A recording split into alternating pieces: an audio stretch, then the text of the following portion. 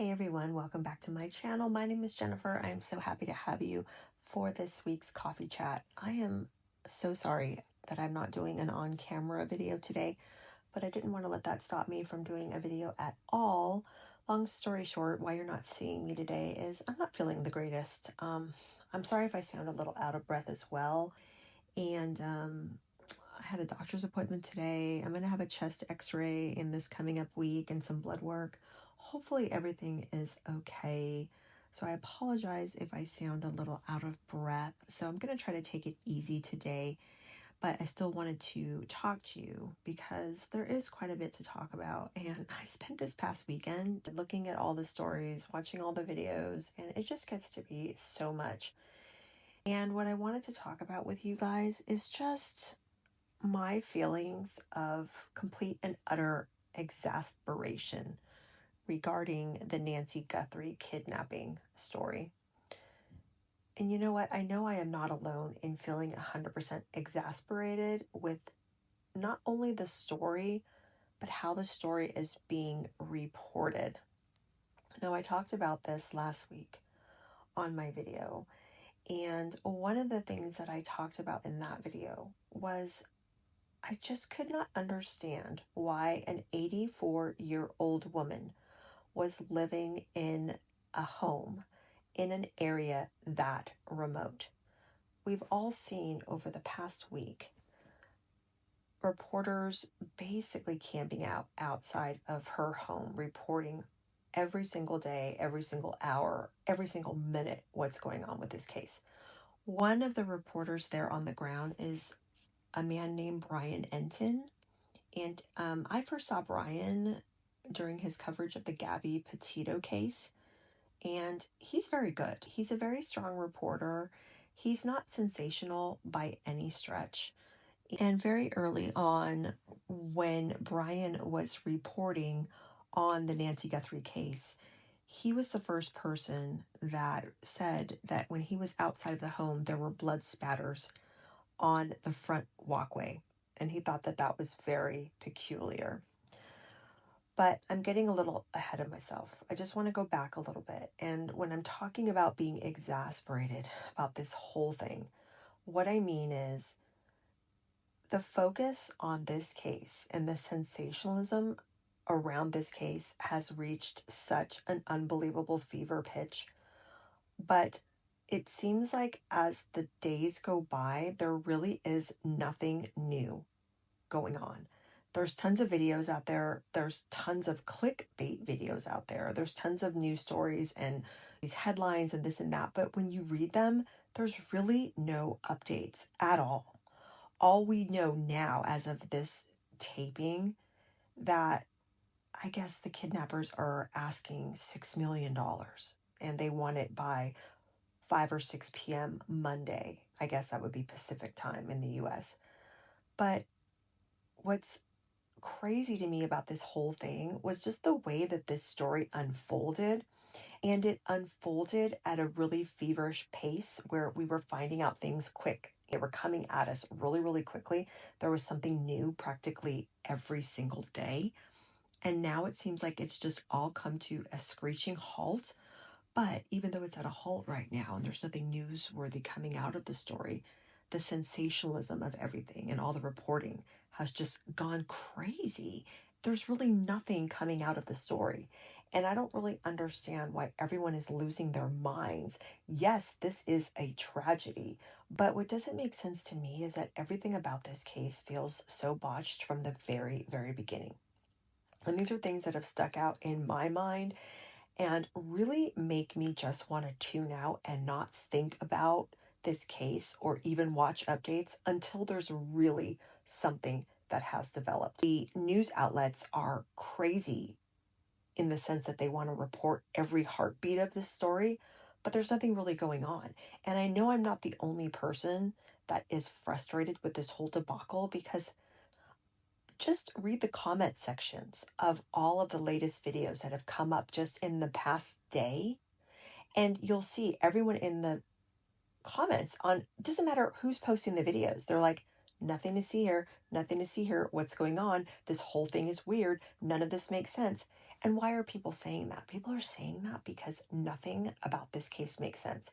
What I don't understand is this. If she was last seen near her home in Tucson, Arizona, around 9:45 at night on January 31st, and she was reported missing following that morning after failing to attend church, apparently, right? But then it comes out that she hadn't been attending church on any kind of regular basis for a while, that she had been opting to watch her church services at home.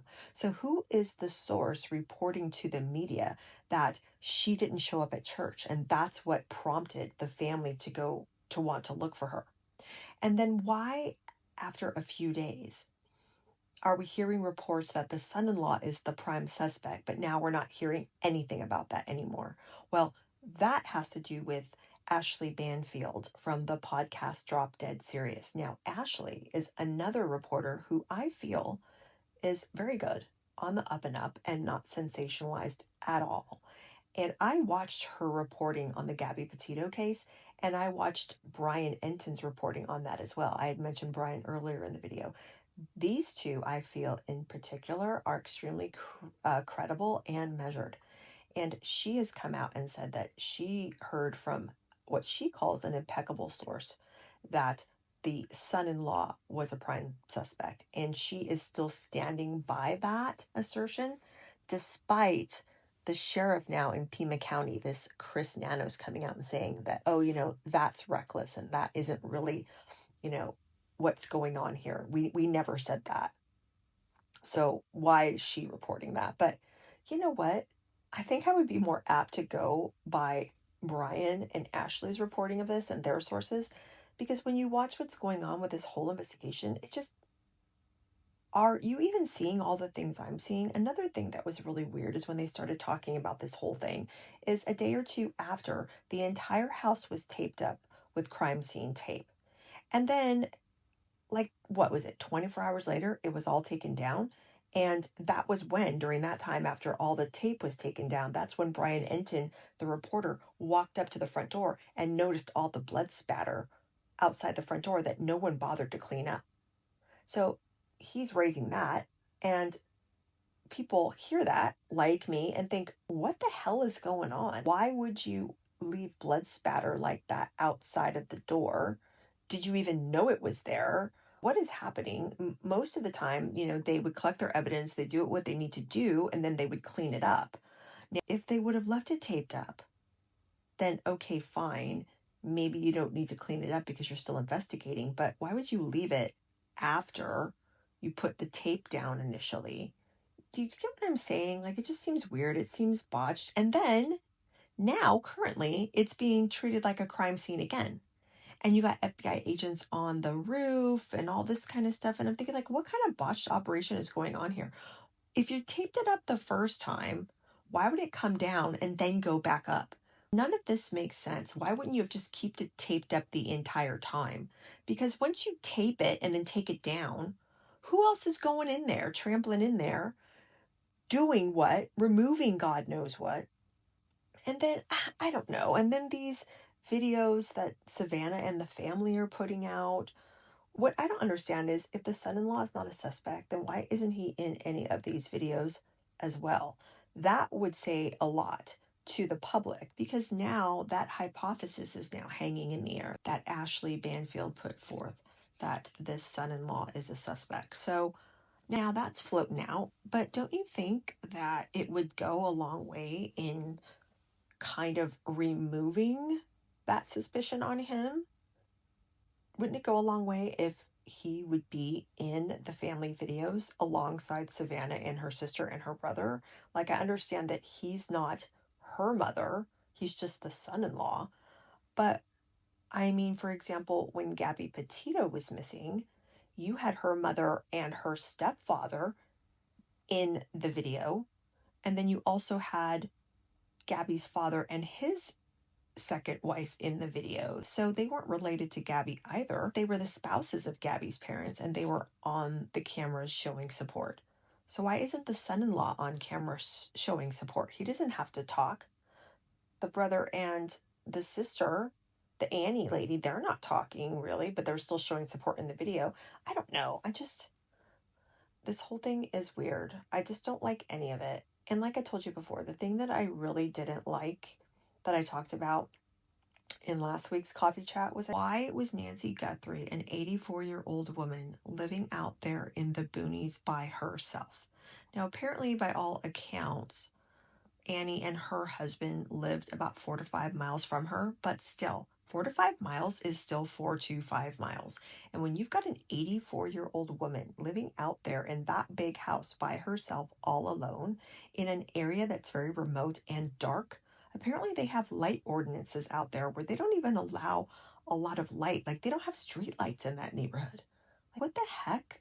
Are you serious? And yes, I understand that Nancy Guthrie has apparently lived in that house for a very, very long time, over 40 years, close to 50 years, but still, 84-year-old woman living alone in a big house like that in a really dark, remote community, that doesn't make any kind of sense to me. Because when you're 84 years old, what if you got up in the middle of the night to get a drink of water or to use the restroom and you fall and you break your hip and you don't have access to your phone? You know, when you're elderly like that, time is of the essence if there's any type of injuries, especially when it has to do with bone fractures. And, what if she fell on her arm or had a hip fracture or just anything?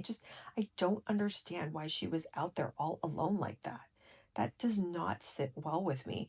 And not that many people are bringing that up in any of the reporting. Understand that. And then also, I was looking at some of these videos online, and apparently 3 months ago, the Today Show did a whole feature segment on Savannah. And Savannah went back to her hometown of Tucson to basically celebrate where she was from, where she was brought up, to celebrate her community, to show where she grew up. The segment features her with her family, features her with her mother. They're having a fun outing, a lunch at a local popular Mexican restaurant that apparently is very near and dear to them. So she's celebrating her city. She's talking about her family. It's a whole feature story. And I'm thinking to myself, and then what, 3 months later now, this is going on? It's weird. It's very weird. I personally think that who's ever involved with this, whether it's an intimate family member or someone on the outside, they saw and knew all about that featured segment on the Today Show. And something inside of me feels like that was the impetus to commit this crime. Now, the big question that everyone is talking about and kind of arguing back and forth, whether or not Nancy is alive. And what is the meaning of these videos that Savannah is putting out with her siblings? And honestly, I remember when I watched the first video that Savannah released, when she talks about her mom, and she talks about her mom being a wonderful, gentle person, and she said, talk to her and you'll see. Our mom is a kind, faithful, loyal, fiercely loving woman of goodness and light. She is funny and spunky and clever. She is a devoted friend. She is full of kindness and knowledge. Talk to her and you'll see. And the first thing I thought of, and I turned to my mom and I said, that is a line from The Silence of the Lambs. That movie made such an impression on me. I saw that movie when I was 18 years old for the first time. And now when I look back, I think, wow, that's really young to see that movie. I mean, I know that's not by today's standards, but, very dark material. Excellent movie, but very, very dark source material, right? But that movie is a movie that I watch at least every couple of years or so because it's such a good movie and it's so nuanced that you can get like little things. It's one of those movies where you can watch it a bunch of different times and get something new every time you watch it. So point being, I know that movie very well and I know the dialogue really well. Actually, and before you think I'm a total weirdo for admitting that, I was a communications major in college and my emphasis was television film. That was my bachelor's degree. So I really love movies and I love dialogue. I love good stories, all of it. So when Savannah said that in that video, I knew right away. I was like, that is the line that Senator Martin delivers when she is making the plea on television for the kidnapper to release her daughter. And if you've seen the movie, spoiler alert, Buffalo Bill, the infamous serial killer, is the one that has kidnapped the senator's daughter in the movie. But that's what the character of Senator Ruth Martin says in Silence of the Lambs, that, my daughter is wonderful. My daughter is Catherine. Talk to her and you'll see she's gentle and kind. Talk to her. Catherine is very gentle and kind. Talk to her and you'll see. Talk to her and you'll see. And the point that they were trying to drive in the movie was that she kept saying the name Catherine, just like how Savannah said her mother's name several times. And it's a well-known tactic that they use in the FBI in the behavioral sciences division when these agents are trying to work with law enforcement to work with these kidnappers and these people to bring people home. They want to humanize the victim. They want to remind the person that is holding the victim captive that this is a person that you have. It's not an object on which to prey upon and do harm to. So that was just weird. And I guess the reason why I thought it was weird is because The Silence of the Lambs is a really popular movie still to this day. That movie has absolute cult status. I remember watching a video on YouTube a couple of years ago. The house in that movie that the serial killer Buffalo Bill lives in is now owned by a super fan who has the actual home recreated on the inside to look the exact same way that it looked in the movie. It's freaky. I'll see if I can find this video and link it in the description so you can see what I'm talking about. But point being, that movie is very, very popular. It's like cult status. So when they used that line, when Savannah said that line in the family plea video, I was like, wow, anyone that is a movie buff that knows Silence of the Lambs would immediately think of that. And to me, it almost seemed kind of a little iffy and kind of cheesy that they would do that, because I recognized it right away. But I don't think a lot of people recognized it right away. I didn't see anybody in the media until about 2 days later. I didn't see anyone other than Megyn Kelly talking about it on her podcast. But even then, it was like, a day or two after Savannah had said it in that video. So just weird nuances like this. And I'm listening to this and watching all of this and thinking, it's all bumbled. It's all botched. The timeline's weird. Nothing makes sense. The sheriff doesn't really seem like he's got a handle on anything that's going on there.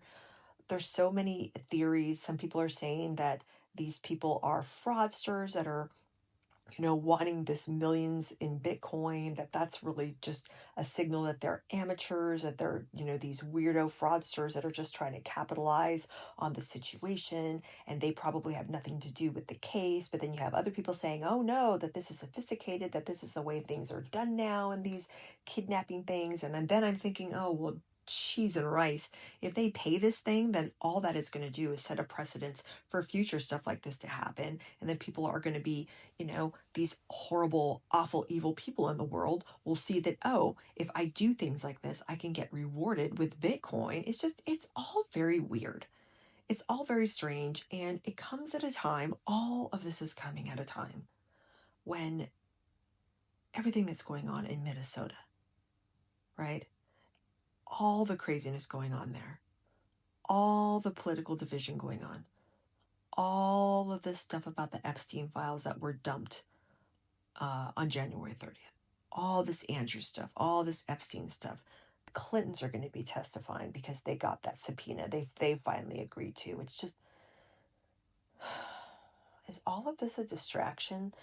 I don't know. And I don't want to think of myself as a conspiratorial type of thinker, everything is a conspiracy theory, everything, I've even become really disillusioned with Candace Owens in the last few months, thinking, she's gone off the rails a little bit. Like, all this stuff is kind of, I like this Charlie Kirk stuff.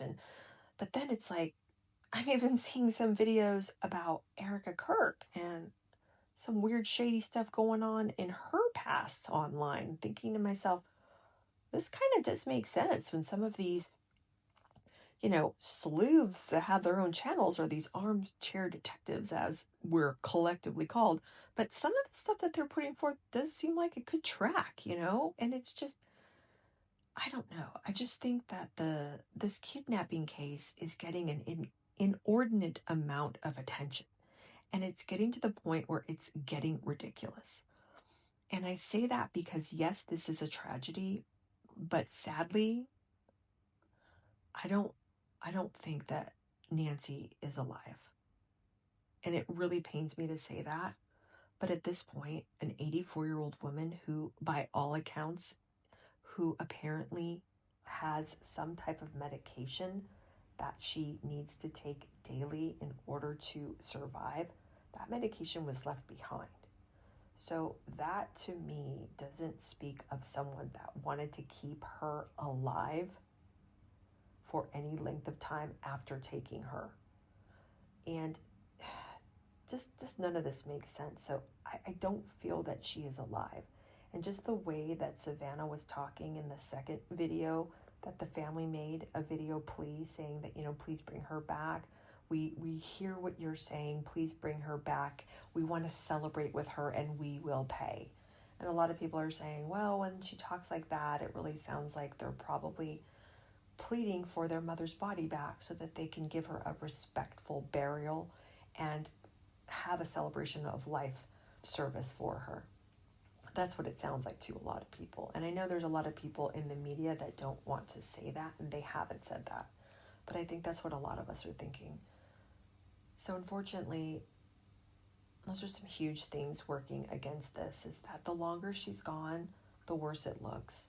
And for someone to be that old and to have mobility issues the way that Nancy apparently does, she can't walk 50 yards without assistance. And that was another reason why I was so just aghast that she would be living alone in a home that big in a dark neighborhood with mobility issues like that. So unfortunately, I hate to say it, and I do say this with pain and just such sadness, but I don't believe that Nancy is still with us. Unfortunately, I think that she has left us. And something to me about Annie Guthrie, Savannah's sister, who is featured in the family videos that they've released in both of them, something about her to me doesn't feel right. And I know I'm not the only one that feels like that. And I'm not saying that with any type of glee or satisfaction. I don't want to be proved right. Okay, so before someone comes for me in the comments and says, oh, well, you're just, putting forth an undeserved and cruel accusation. These people are grieving. I know how it sounds, but that's just how I feel. I hope I'm proven wrong. I hope I stand corrected. But I just feel that someone in the family, someone close to Nancy is involved. That's my opinion. But I really do feel that until we get some breaking or credible developments in this case that actually will propel all of this forward, I'm just going to do my best to just not read or watch anything regarding this, because at this point it's all just the same talking points repeated ad nauseum. Nothing is making sense, and it's just sensationalism. It's nothing that is helping anybody who's watching or participating in this saga, other than to just get them glued to the edge of their seats for clicks at this point. It doesn't make sense. So, I mean, if I see that they've made an arrest, will I watch the video or read a story? Sure, but I'm not going to be clicking on any more videos that say, oh, new update or, breaking update, and then watch it or read it and then just have the same old rehashed talking points of the past 3 or 4 days just be told and retold, but just in a slightly different way. I'm just done with it, because I feel like it's just preying upon poor Nancy and Savannah and the people in her family that are actually missing and looking for her. I think that the more people that are out talking about this, just the worst it's getting. And trust me, I know that it's a little bit of a contradiction that I'm talking about how I don't want to talk about this and I don't want to read or watch any more stories that are just repeating the same old talking points, and I'm kind of being a hypocrite even talking about it on my video, but I'm doing it so that I can just let you guys know that I'm kind of done with this story for now, really, until there's some breaking updates or say an arrest is made. I'm just probably not going to be talking about it because it's just too sad. So I want you guys to let me know what you think about it. Tell me if you feel like you're kind of sick of listening to updates that don't really materialize into anything. If you're tired of listening people rehash the same old talking points and talk ad nauseum but not really give you any type of new information, let me know down in the comments below. Let me know if you agree with what I said. Let me know if you completely disagree with what I said. You know, I'm welcoming all different opinions here. Just be respectful in the comments. I will always